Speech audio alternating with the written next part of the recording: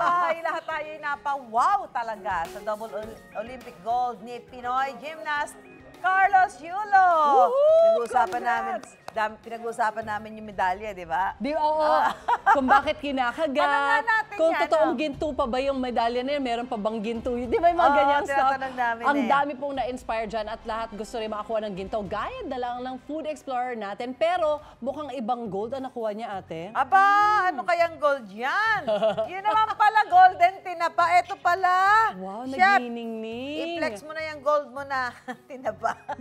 Very golden in fairness. Yes, ito. Ayan na. Ito.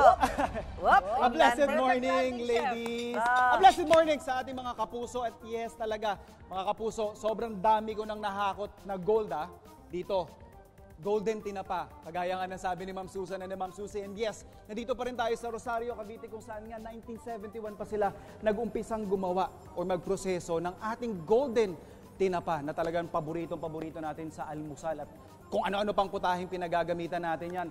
Dito mga kapuso at sa pinagpupwestohan natin this morning, pangarating pang Olympics kasi mano-mano ang kanilang paggawa dito. So makikita nyo, although modern na yung setup natin dito, pero they still opt to do yung talagang traditional na pagproseso. At para malaman natin tungkol sa paggawa ng tinapa, syempre, tatawagan natin yung expert, si Ma'am Carol Barela, ang kanilang Operations Manager. Ma'am Carol, please join me. Good morning. Good morning. Hi, Chef. Good A morning. blessed morning po. Ma'am, explain nyo nga po sa atin yung mabilis na proseso ng ating paggawa ng tinapa.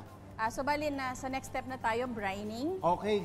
Yung brining, yung isda, papakuluan mo sa mainit na tubig na may asin. So, ito po yun, ma'am. Yes. Anong klaseng isda po ba yung ginagamit natin dito? Bangus, itong ngayong galunggong at saka salinas. Pwede Alright. rin ang tamban.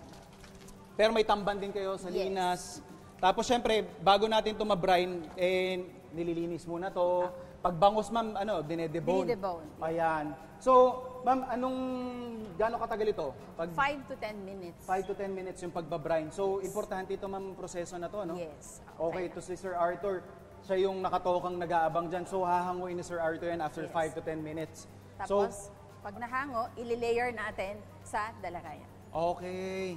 So, ito na, yung kanilang, nakikita nyo, ito yung sigurong modern type, pero yung proseso nga, kagaya na nabanggit natin, ma'am, no? Traditional pero pa rin. traditional pa rin. So, ayan na. Pagkasalansan, iwawash nyo pa rin, tapos diretso tayo sa So, iwawash siya para dun sa excess salt, no? Okay, tara ma'am. At tapos, kanina pa natin pinauulit-ulit, golden. Ano po ba yung nagpapagolden sa ating paboritong tinapa? Yung kusot at saka mugmog. Kusot. So, ibig sabihin, ito na yung pinaka, in a sense, yung pag-develop ng flavor, yung pinaka-last step. Yes. Which is yung pagpapausok. Yeah. Alright, so kagaya na sabi ni ma'am, kusot daw yung gamit nila. Ayan, makikita ninyo. So, may bangus tayo dito, syempre, na linisan niya, na debone. Tapos, eto na yung ating mga modern smoker. Saan tayo magpapausok, sir? Ayan, makikita natin. Ayun, may nauna yung pinasok natin kanina, guys. Eto na siya. Ma'am, gaano po katagal ito pinapausukan? Bale, depende sa isda, 1 oras hanggang 1 oras at kalahati. Okay, so yun yung typical na tagal para talagang manuot, At yun nga po ang dahilan kung bakit nagiging golden. Ma'am, ano naman po ang shelf life pag gantong tinapa?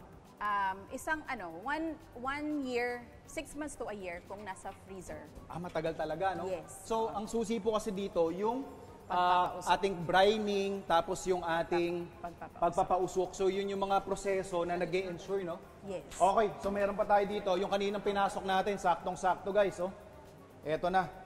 Yan yung magiging itsura. Ito, kwanto, ma'am, no?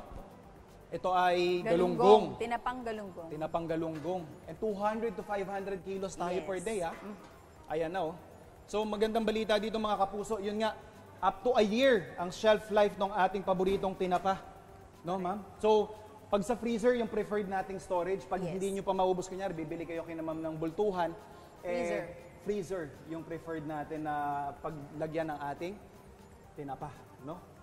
Very interesting, very informative, ma'am. Alam ko, sanay na sanay ka na kumain ng tinapa, pero syempre, paborito. para dun sa mga kapuso nating food explorers, tayo naman, magluluto na tayo, ma'am, akong bahala. Mamaya mga kapuso, abangan nyo kasi may recipe tayong ibibigay sa inyo, golden recipe.